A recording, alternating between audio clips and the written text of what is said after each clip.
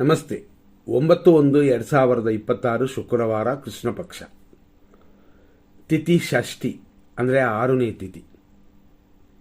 ಸುಬ್ರಹ್ಮಣ್ಯ ಸ್ವಾಮಿಗೆ ಶ್ರೇಷ್ಠವಾದ ತಿಥಿ ಇದು. ಆದರೂ ಬೆಳಿಗ್ಗೆ 7:05:31 ಮಾತ್ರ. ಕುಜಗ್ರಹ ಶಾಂತಿ ಮಾಡಬಹುದು, ಸುಬ್ರಹ್ಮಣ್ಯ ಸ್ವಾಮಿ ಪೂಜೆ ಮಾಡಬಹುದು. ಆನಂತರ ಅಂದರೆ 7:06 ಮೇಲೆ ಸಪ್ತಮಿ ಅಂದರೆ 7ನೇ ತಿಥಿ ಬರುತ್ತದೆ. ಕೃಷ್ಣ ಪಕ್ಷವಾದರೂ ಪರವಾಗಿಲ್ಲ, ಸಪ್ತಮಿ. ನಕ್ಷತ್ರ ಇವತ್ತು ಉತ್ತರ ಫಾಲ್ಗುಣಿ.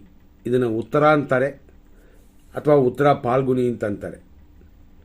ಆದರೆ ಉತ್ತರ ಭಾದ್ರ ಬೇರೆ, ಉತ್ತರ ಷಾಢ ಬೇರೆ, ಕನ್ಫ್ಯೂಸ್ ಮಾಡ್ಕೋಬಾರದು. ಉತ್ತರ ನಕ್ಷತ್ರ ಅಥವಾ ಉತ್ತರ ಫಾಲ್ಗುಣಿ ಅಂತ ಇದನ್ನು ತಿಳ್ಕೋಬೋದು. ಬೆಳಗ್ಗೆಯಿಂದ ಮಧ್ಯಾಹ್ನ 1:40:33 ಈ ಉತ್ತರ ನಕ್ಷತ್ರವಿದೆ ಅಥವಾ ಉತ್ತರ ಫಾಲ್ಗುಣಿ ನಕ್ಷತ್ರವಿದೆ.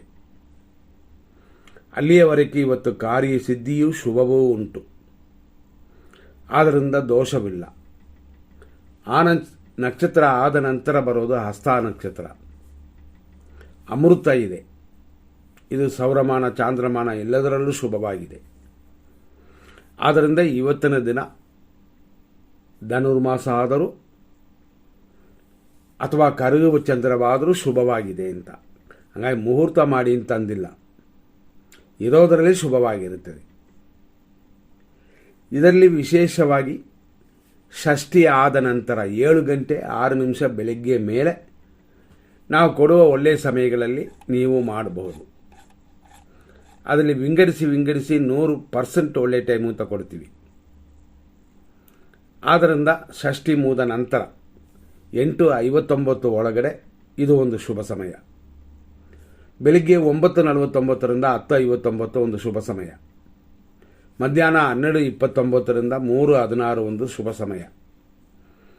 ಸಂಜೆ 4:46 ರಾತ್ರಿ 8:34 ಶುಭ ಸಮಯ. ಅದೇ ಥರ ರಾತ್ರಿ 10:40 ಸುಮಾರು 10:44 ಬರೀ 4 ನಿಮಿಷ ಮಾತ್ರನೇ ಶುಭವಾಗಿದೆ. ರಾತ್ರಿ 12:32 ಮೇಲೆ ಬೆಳಗಿನ ಜಾವ ಅಂದರೆ ಲೇಟ್ ನೈಟ್ 3:34 ಒಂದು ಸಮಯ. ಮತ್ತು ಲಾಸ್ಟ್ ಟೈಮ್ ಬೆಳಗಿನ ಜಾವ ಅಂದರೆ 5:12 ಶುಭವಾಗಿದೆ. ಈ ಸಮಯಗಳಲ್ಲಿ ಕೆಲವು ಕಾರ್ಯಗಳ ಮಾಡಿಕೊಡಿ. ನಿಮಗೆ ಗೊತ್ತು, ಧನುರ್ಮಾಸ ಶುಭ ಕಾರ್ಯಗಳಿಲ್ಲ, ಆದ್ದರಿಂದ ಗಮನ ಕೊಡಿ. ಅದು ಅಲ್ಲದೆ 6:44 ಬೆಳಗ್ಗೆಯಿಂದ 1:40 ಉತ್ತರ ಫಾಲ್ಗುಣಿ ನಕ್ಷತ್ರವಿದೆ ಅಂತ ಹೇಳಿದಿವೆ. ಇದು ಮಾನುಷಿಯಗಣ ನಕ್ಷತ್ರ. ಮಧ್ಯಾಹ್ನ ಮೇಲೆ ಬರೋದು ಹಸ್ತ ನಕ್ಷತ್ರ, ದೇವಗಣ ನಕ್ಷತ್ರ. ಇದರಲ್ಲಿ ವಿಶೇಷವಾಗಿ ಇವತ್ತು ಕನ್ಯಾ ರಾಶಿ ಇದೆ. ಇವತ್ತು ದಿನಪೂರ್ತಿ ಈ ಕನ್ಯಾ ರಾಶಿ ಇದೆ.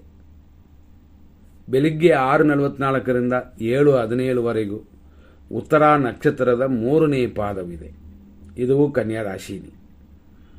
ಬೆಳಿಗ್ಗೆ 7:17 1:40 ಮಧ್ಯಾಹ್ನದವರೆಗೂ ಉತ್ತರ ನಕ್ಷತ್ರದ 4ನೇ ಪಾದ.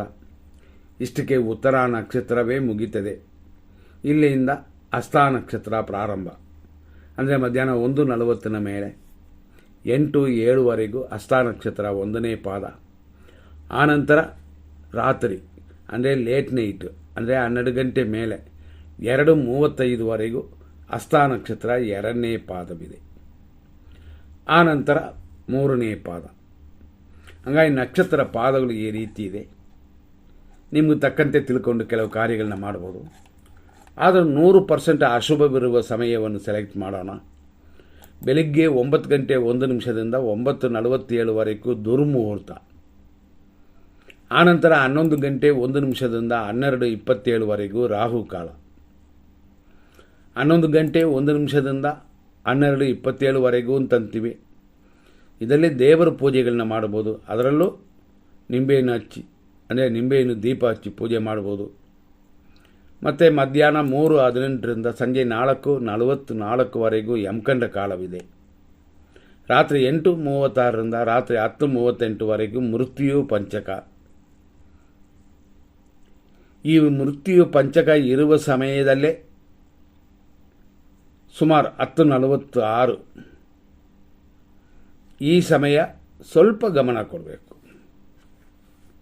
ಯಾಕೆಂತಂದರೆ ಮೃತ್ಯು ಪಂಚಕ ಮುಗಿದ ಮೇಲೆ, ಅಂದರೆ ರಾತ್ರಿ 10:38 ಮೇಲೆ 10:46ಕ್ಕೆ ಬರೀ 8 ನಿಮಿಷ ಕಾಲ, ಅಲ್ಲಿಂದ ರಾತ್ರಿ 12:30ವರೆಗೂ ನಕ್ಷತ್ರ ವಿಷಘಟಿಕಾ ಕಾಲವಿದೆ.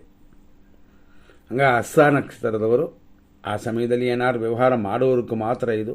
ಯಾಕೆಂದರೆ ಮಲಗೋಕ್ಕೆ ಹೋಗಿರ್ತೀವಿ, ಸ್ವಲ್ಪ ಗಮನ ಕೊಡಬೇಕಾಗಿರೋ ಸಮಯ.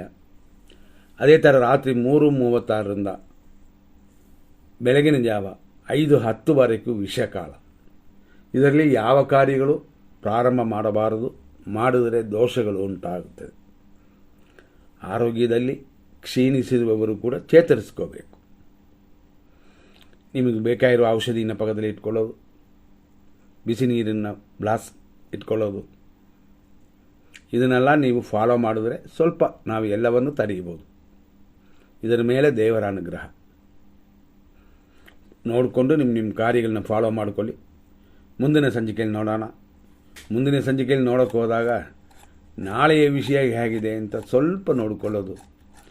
ಯಾಕೆಂತಂದರೆ ಇವತ್ತಿನ ದಿನ ಓಕೆ ಅಂತ ಅಂದರು, ನಾಳೆಯ ದಿನ ಅಂದರೆ ಶನಿವಾರಕ್ಕೆ ಸೇರುತ್ತದೆ. ದಿನ ಪೂರ್ತಿ ಶುಭಕರವಾಗಿಲ್ಲ, ದೋಷವಾಗಿದೆ.